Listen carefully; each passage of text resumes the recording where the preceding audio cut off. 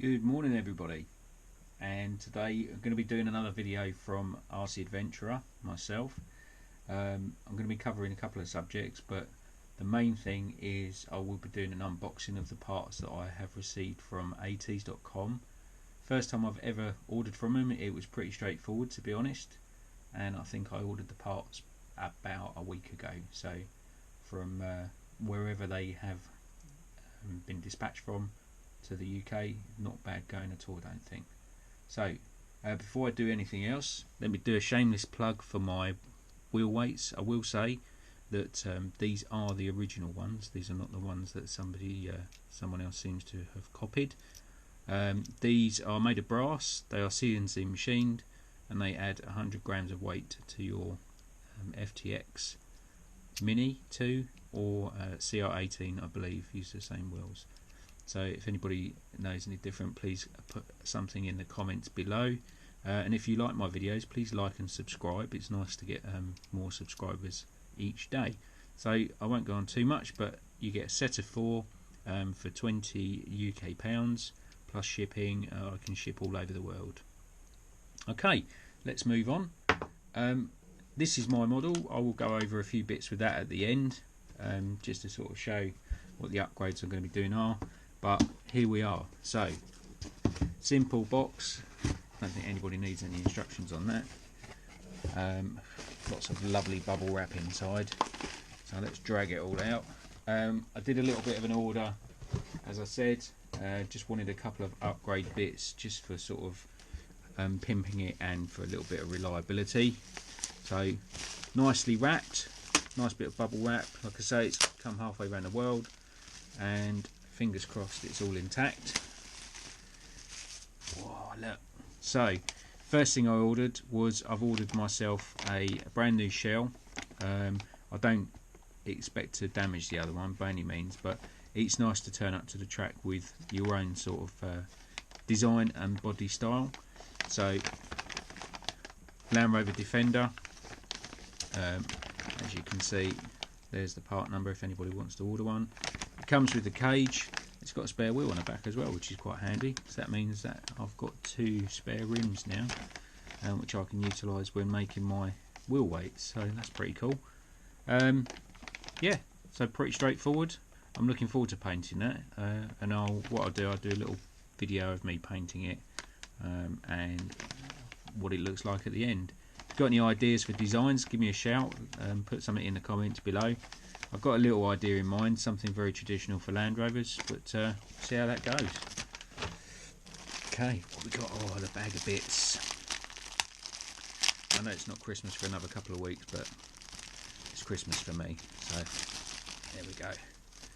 Right, when I placed my order, it did say I get some scale cones. I'm not quite sure what a scale, but they're certainly not my scale. But either way, I'm sure I can use them on my course or something like that. I'd say they're probably about 1/10 maybe. Probably even maybe a little bit too big for that, but pretty well made. I'll give them that. They've got a nice reflective tape on there as well. Made by Boom Racing, so good quality stuff. There you go. First of all, oh, look at these. These are the aluminium upgrade shocks. Now, I've seen a few people comment on these about greasing the shafts and things like that. I think, yeah, they feel a little bit rough, but it's always a good idea when you get parts like this. Anything that screws on, maybe put a little dab of Loctite on it, and then if you've got any surfaces, metal to metal, then it's worth putting a dob of grease as well. But they look pretty cool. They are going to look awesome when they're fitted. Gives me a little bit of adjustment. My model is a little bit heavier than the normal model, so, and there you go, you can see the part numbers there, because I've done a few upgrades to mine. Excellent. These are the upgraded stars that go in for the UJs for the prop shafts. I did break one of the first ones. I think I was a bit heavy-handed going forward to backwards when I was running on a 2S. But as you can see, there's the part number for that.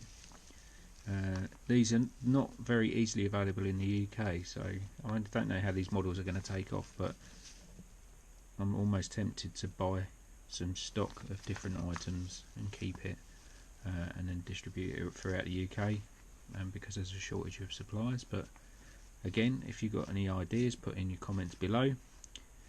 Part number for that, if I didn't already show you that. So this allows you to use your original plastic prop shafts, and these tiny little pins shear off. That's what happened on mine.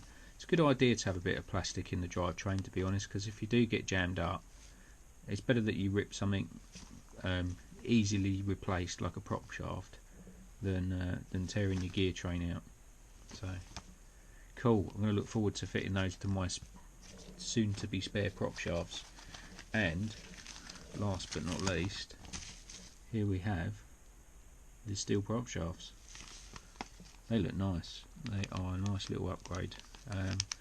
I asked a few people about these, whether they were worth doing, and it was a bit of swings and roundabouts whether to just do the UJ stars or whether to do these, but they do look pretty hefty. Obviously they add a little bit of low down weight as well, which is good, but they're certainly smaller in diameter, so might help with a bit of articulation. But also obviously they're made of steel, so they're bound to last a lot better, which is always great. So there we go, people. They will be being fitted today, with the exception of the body shell that I'll have to do later. So let me get rid of this bubble wrap. I should save that for a future project. Always looks nice as a sort of a false terrain, doesn't it, if you put a bit of colour on it.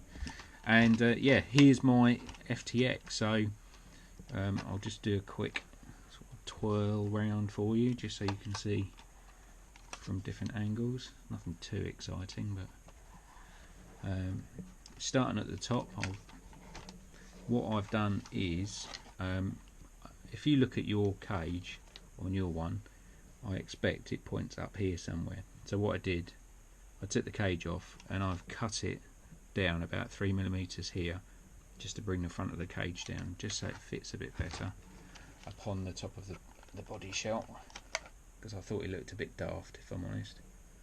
But I do like the feature of the fact that it's got a cage on it. It's pretty cool. I've trimmed round the front and round the back to suit the bumpers. Reason for that is I've lowered the body, but also I've flipped the bumper mounts, so you get better clearance. If you look at yours, you'll see that they're higher one way up than the other. So if you flip them over, then obviously it gives you a bit more clearance, but you will need to trim the body to suit, unless you want to raise the body up. So I've done that on both the front and the back. I've changed all of the electrics in mine with the exception of the motor, although I am trying to figure out a workaround of the motor. I've changed the plugs on the batteries just so they make it easier for me to charge on a more conventional charger. So in here I'm running a FlySky 3-channel radio system, just one of the cheap GT3Cs, I think. I chose the C over the B because it runs a LiPo battery, which is obviously more future proof, but also I don't like keep changing AA batteries out, it gets on my nerves. So I can charge that up when I'm going or coming from one of the venues that I go to, just using a USB charger, which is cool. So I've got a 20 amp ESC. It's one of the Chinese ones. It works okay, if I'm honest. I would like a little bit more low down control, but you know, for like £4, I mean, you can't go wrong really. It works really well. I'm going to shorten all of the wires shortly, so I don't like all this wiring hanging about, but tidied it up as best I can for now. In here I've changed the gearing for the Mark 1 gearing, so it's got a 64 and a 12 tooth pinions. It does work better. It's a bit lower geared, which obviously gives you a bit more torque as well. That's still on the standard motor, but I have got the 050 motor, which I did fit. It does go in, but it does catch on this ball joint. So I removed one of the arms thinking I may be able to get away with a 3-point link on the front, but I had too much side to side. But I have seen some guys doing a panhard rod conversion, so that might be something I can look into as well. Maybe use this rod as the panhard rod, maybe, if that isn't what people already do. So what else? Steering servo. This is the biggie.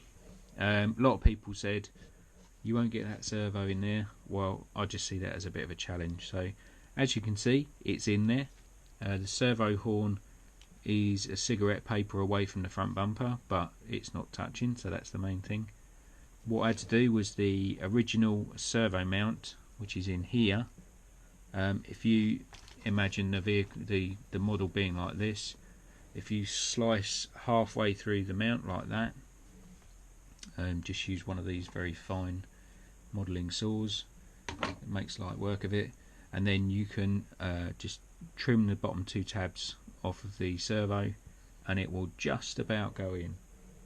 It does spread the front mounts very, very slightly, but that is because it touches these little lugs on the screws on the top. So you could Dremel that if you wanted to, but I haven't bothered, to be fair. It hasn't caused me too much of a problem. Yeah, and it does fit in there, and it does make the steering very, very smooth and very, very strong. But what I have done, I've left the plastic link in, so if one of the wheels gets locked up, then it's not going to end up chewing it up. And last but not least, I have greased everything. These models come absolutely bone dry, so I don't know how many of you are into modelling anyway,